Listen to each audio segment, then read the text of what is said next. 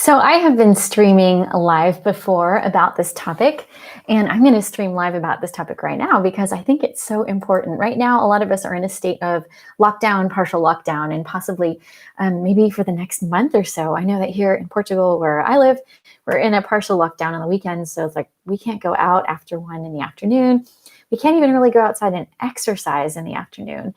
Most small businesses will be closed. The only things that are open are small industries like shopping and pharmacies. I don't even know if local cafes will be open except for probably takeout. And it's a very frustrating state to be in as COVID is increasing in certain places. And is it increasing because we've been more in contact with one another? Is it increasing because more people are being tested? I don't have the answers. And all I know is that we have to respect our authorities and we have to respect the things that government puts in place so that we can reduce the risk for other people from catching COVID. So in our home, we have faced COVID. We had a family member deal with it, and it was not easy. It was not pretty. But you know what? We've gotten over it, and I know COVID is a real thing. But wearing masks is getting tired. It's getting old. It's just so strange, you know. Even my daughter came up to me the other day, and she said, "What's the difference between me being 11 years old wearing a mask and a 10-year-old using a mask?" And I was just like, I don't know, actually. To be honest, it's like what, you turn 11 and all of a sudden your immune system is different from a younger person's immune system. I'm actually not really too sure with such a small discrepancy. Why is this happening? Well, in today's video, I briefly want to share with you the 3 supplements that I am using in our family and I'm using in my practice with my clients, and 3 supplements that you can be taking all of the time, basically, to support your immune system. So one thing I want to tell you right now is that I am not a doctor, but I am a health coach and a functional medicine practitioner. So everything that you hear today is only for educational purposes. And if you have any concerns or questions, that you should go and see your doctor or whoever your healthcare practitioner is that you trust, because you don't want to be altering things in your diet or in your supplementation, especially if you are on some kind of medication that could interfere with its absorption. So we just want to be very clear here that whatever decisions that you make to do for yourself should be cleared by your doctor, or you are taking this upon your own responsibility. So the first supplement that I wanted to tell you about is the following. It is called vitamin D. And vitamin D is something that we get from the sun. It is actually a hormone, so it's not a vitamin as you would think about it. It's also a fat-soluble vitamin. So most people, when they are exposed to the sun, they're out, with their sleeves rolled up, or maybe you're at the beach, you are getting sun and you're getting sun exposure. And vitamins can be measured for vitamin D in something that we call international units. So a lot of times on a bottle, it will tell you either in international units or in, sometimes it can be in milligrams, sometimes it can be in micrograms, the dosage that you should be getting. And I usually recommend that if you're going to buy a supplement, that you do get vitamin D3 with K2, because these 2 vitamins work together synergistically so that they have better absorption. And you can get this really cheaply online or through your local health food store. But you're probably wondering, where can you get access to vitamin D from foods? Well, in the form of vitamin D3, or what we call cholecalciferol, it is actually very difficult to get the required dosage of vitamin D. And this is vitamin D3, which is different from other types of vitamin D. But we can talk about really quickly some sources of food where you can get vitamin D. Whether it would be enough as getting the sun, probably not. And at this point, if you're not allowed outside and you're not allowed to get sun, then it makes your life a lot difficult. So that's where I say, hey, get your supplementation in. And so with vitamin D, what you can look at is taking a high quality fish oil. You can look at fish like salmon. You can look at having mushrooms and dairy products. Yet I wouldn't rely on my whole source of vitamin D to come from these things. Yet fish oil can be a very good source of your vitamin D.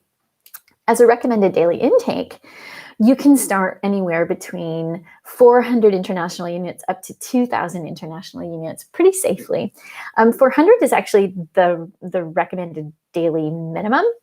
But if you think about it, most of us probably aren't getting enough sun. Are you getting 20 minutes of sun exposure every single day? Like, are you standing completely naked in the sun and absorbing all of the vitamin D that you possibly can?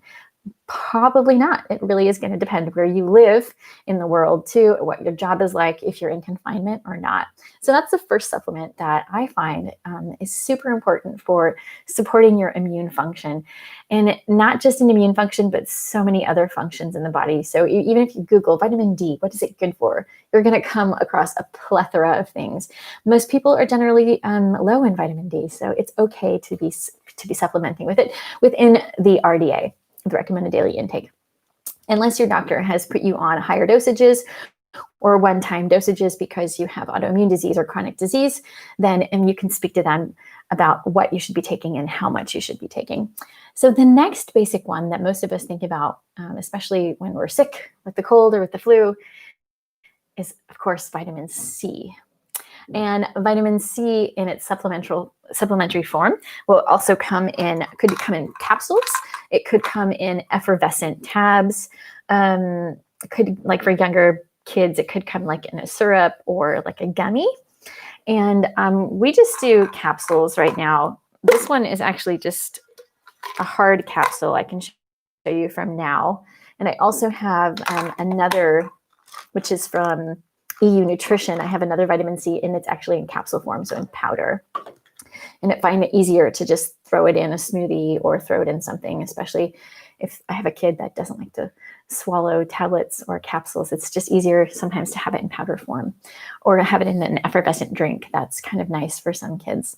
But vitamin C, if you're not getting it from food, is another way that you can supplement. And generally speaking, in natural health practices, we take vitamin C until what we call bowel tolerance. And that just kind of means until it has like a laxative effect. And you can kind of find this sweet spot because your body is always going to excrete the amount of vitamin C that it needs because it's not all created inside of our bodies, or what we say endogenously. So I really enjoy vitamin C, especially from foods. And we're going to talk about a little bit of where you can get these from. So some of the highest foods in vitamin C are actually green and red peppers. So it's not just the citrus fruits like lemon and orange and lime.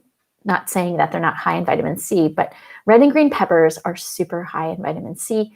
Kiwis, strawberries, broccoli, all of the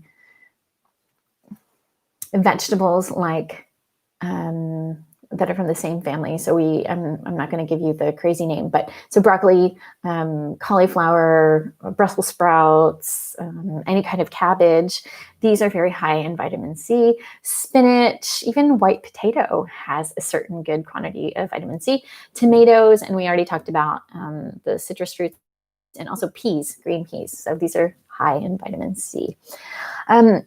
So if you're not getting supplementary vitamin C from a supplement, then you really need to eat fruits and vegetables. You have to increase this consumption because most of us don't even eat enough of them.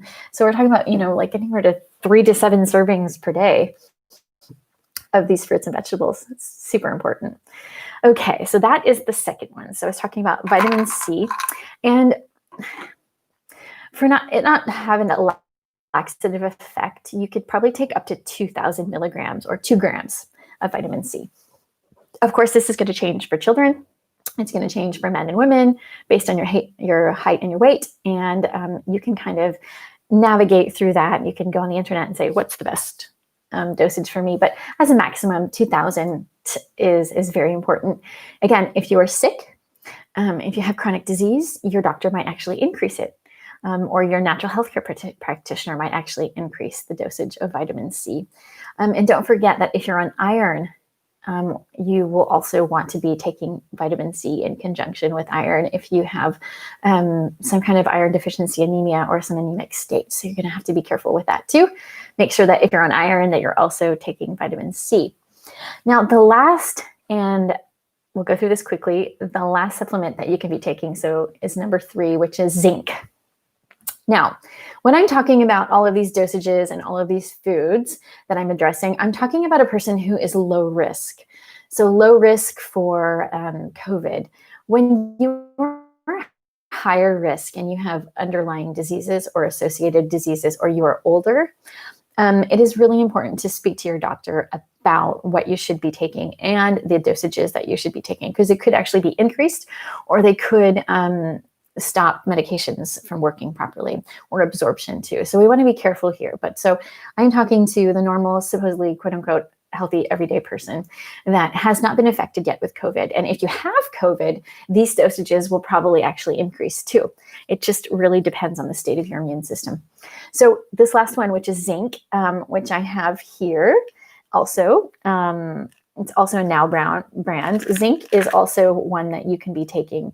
So how can you do zinc? Well, this, for example, most supplements of zinc will come in like a 20 milligram to 50 milligram dosage. And for some people, if you are not getting enough zinc and you don't have a copper problem, because zinc and copper are two minerals that balance each other out, you're going to want to start with a lower dosage of zinc. So you could start with, say, 20 milligrams, and you can work your way up to 50 milligrams, or you could split up a dosage and do almost 150 milligrams a day. It just really depends, again, on your susceptibility to disease and to getting ill. But I would start as a minimum at 20 milligrams per day, and then work your way up to 50, and then probably a couple dosages throughout the day. The thing with zinc is, though, you want to take it on an empty stomach. So you start with a small dosage, because zinc can sometimes make you feel nauseous when you're taking it, and that is not fun. But if you are someone who enjoys seafood, you can find higher dosages of zinc in seafood. You can actually find like almost like 75% of zinc of the recommended daily intake in oysters. Now, I don't like oysters, so I supplement with zinc because it's just a cheaper way of doing it, and I don't really like seafood. But if you like crab, if you like red meat, if you like lobster, you can find zinc in these foods. Also, if you're a vegan or a vegetarian, or maybe your children eat fortified foods. So if you look on a cereal box, it'll often say fortified with B12 or fortified with zinc.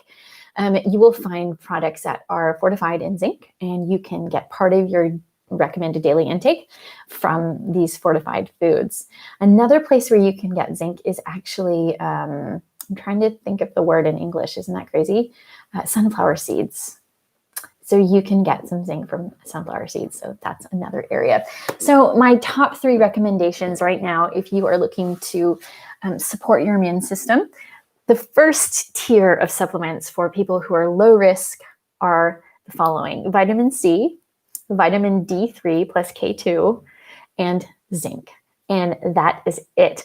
Now, that is the first tier because there are so many other herbs and so many other vitamins that we can be talking about too, that you might want to integrate into your diet, into your protocol. But that's all really going to depend on your doctor and what your doctor says, or who you trust as a healthcare practitioner to work with you that considers you as a whole person, and your diet at the moment, and your lifestyle choices, and all of those things. So guys, I really hope that this was helpful for you.